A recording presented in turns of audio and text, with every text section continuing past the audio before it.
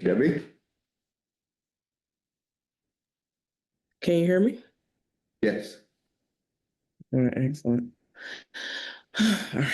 First of all, thank you so much to this committee, the Senate and the House Committee, Vermont, for inviting me to speak today. I will share my screen, actually. Let's see.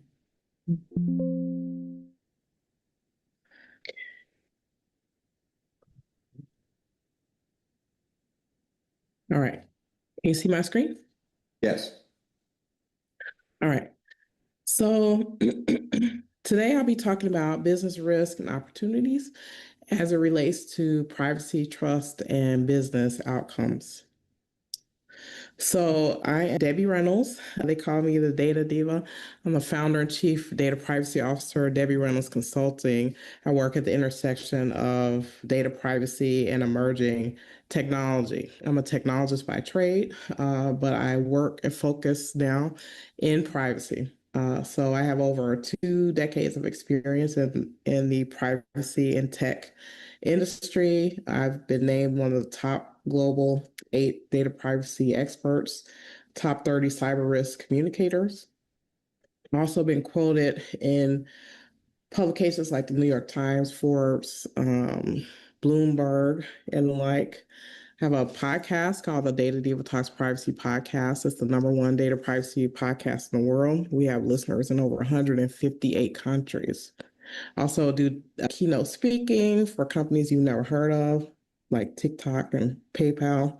Also the chair of a committee for IEEE. We are focused on a data tool agnostic and legal agnostic privacy labeling regime. I was also one of 16 Americans chosen to be on IoT advisory board with the U.S. Department of Commerce. My focus was privacy across all sectors. And also, I've been a speaker for the U.S. Senate on privacy and cybersecurity. So the first thing I want to address is innovation. We hear this a lot. People say that rules or regulations stop innovation. But I am reminded, I have actually talked to the privacy commissioner in New Zealand recently, and she said something was very striking. Actually, I love cars, so car analogies really fit what I really like to talk about. She said the innovation that help cars go faster is brakes. So when we think about regulation and the types of things the states want to do to protect people, part of innovation is being able to make sure that it's safe for people. And that is what really accelerates the ability for companies or organizations to innovate. So guardrails accelerate innovation because it allows people to have control. It also allows confidence in being able to go fast and to have speed. We know the systems can scale better and grow best when they are best controlled. So, what's the data landscape like today? We've heard from many speakers today about the complication, the rapid rise of technology in terms of the things that people can do with technology. And it's a very exciting time to be a technologist. But what we're seeing is more complex data systems that companies are dealing with. Businesses definitely want to avoid headaches and barriers to adoption. Uh, People, whether that be business partners or customers, what they're really looking for is more transparency and the ability to have more control or say over what happens with their data. So, regardless of what maybe an individual business is thinking about, there's a whole world of possibilities and things that are happening around them that mean that they have to pay closer attention to data and privacy. It may be something as simple as a company that is installing a new point of sale system. Maybe there's a new surveillance system that they want to do for their business, internal, inside their business or outside their business. Maybe they want to start a newsletter.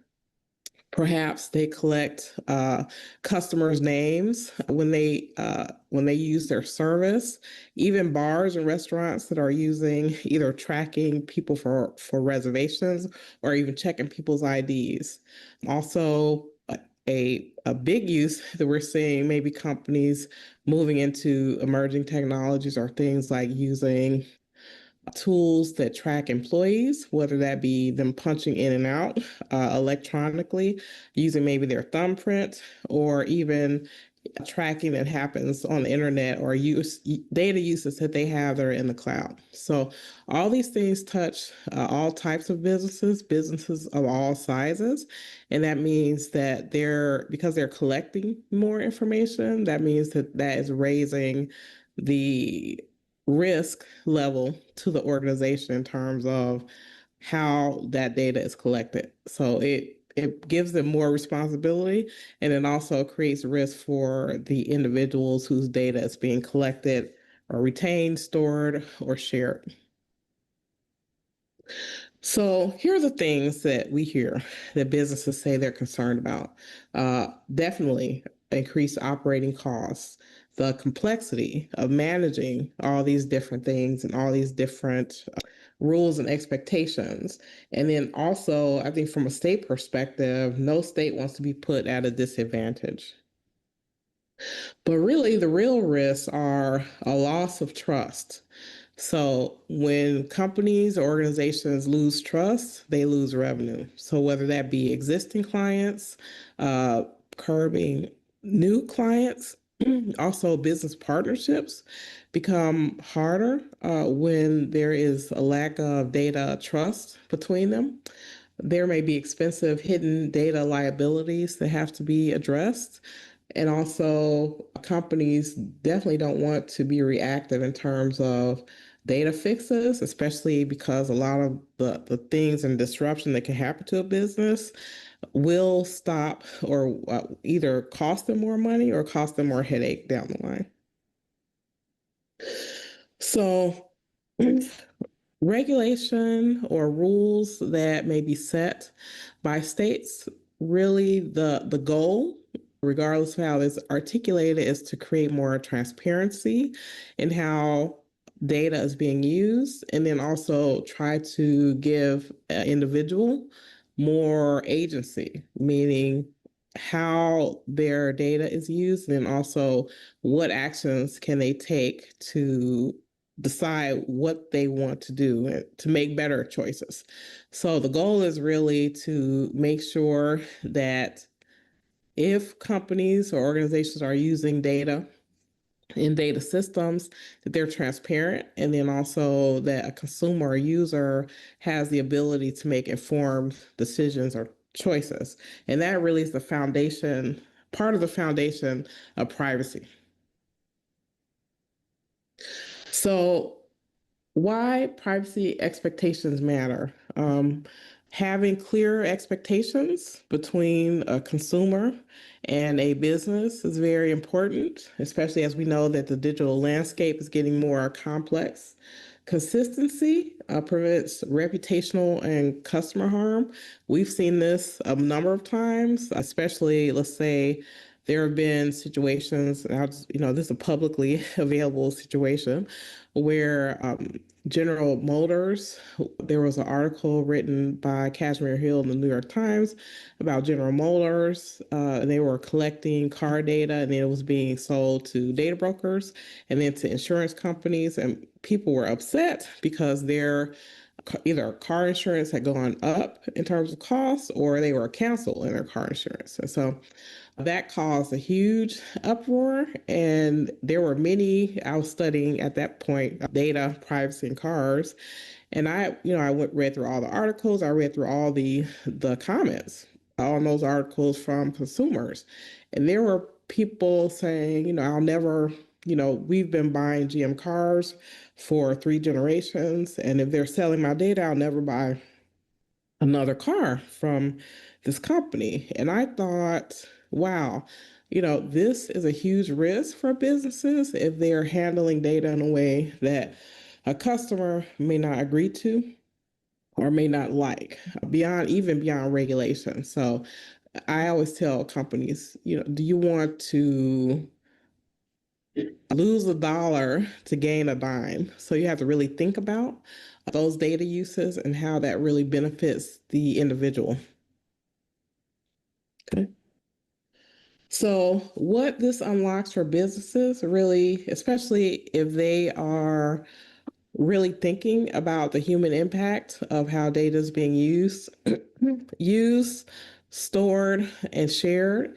It allows them to make better decisions with fewer roadblocks. So doing that upfront work, thinking ahead of time of what those not only benefits but risks are of using that data. Also, it allows them to adopt new technologies without constant rework because they have the foundation there to be able to do that. And then it allows business to grow without escalating risk. So for companies that collect data, a lot of times, especially we hear in the news about companies that have data breaches and things like that. Many times those data breaches involve data that maybe had a low business value. Perhaps it was an old customer list. Perhaps it was data that was collected for a program that people forgot about. But because it became a breach risk, it became a huge business risk. So I tell companies that that data that has a low business value often has a high privacy or cyber risk. And that's really what we're thinking about trying to help companies understand and to avoid. So the biggest business risk really is to do nothing. So data problems don't go away if you don't address them. They just get more expensive and larger if they're ignored. A lack of clarity really exposes companies. So you want to really create that clarity between businesses and consumers. And then late fixes cost more than prevention.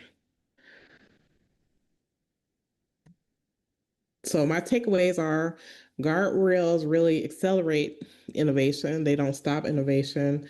Transparency and agency are really vital foundations of privacy. Nothing doing nothing leads to higher data risk and business disruption, and that's what we want to avoid.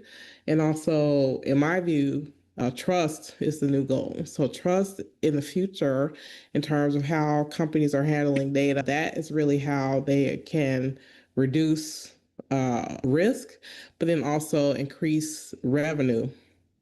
That's it. Debbie, thank you very much.